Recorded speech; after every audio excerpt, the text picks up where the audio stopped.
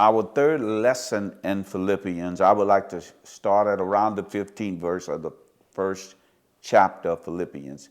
I want you to understand here that, we found out that Paul is probably in prison in Rome, that he's encouraging the church is encouraging him. And there's a issue, and this book is really not about issues, but more about encouragement. But there is something that Paul deals with here. He says, it is true that some preach the gospel out of envy and rivalry. Paul said there are some people that are preaching the gospel, and perhaps their hearts are not right.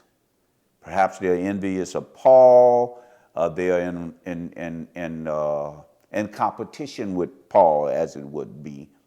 But others, out of goodwill, he said, now there are some people that preach the gospel whose heart may not be just right, and there are some people who we know God is using, they're preaching the gospel, their hearts are right.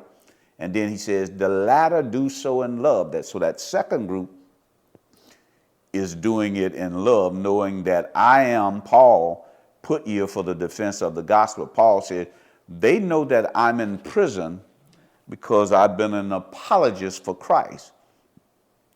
The former preach Christ out of selfish ambitions, not sincerely, supposing that they can stir up trouble for me while I am in chains. Paul said they're preaching the gospel out of selfish ambitions, and they're trying to create trouble for me and perhaps criticizing me and my motives while I am in prison. But what does it matter? The important thing is that in every way, whether from false motives or true, Christ is preached. And because of this, I rejoice.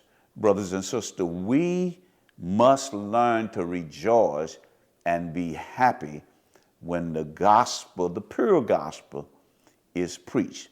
That Jesus died for all of our sins, that he was raised from the grave on the third day. And if we believe in our hearts and confess with our mouth, Christ has declared we will be saved. That's the gospel, and we're just happy that the gospel is being preached. God bless you.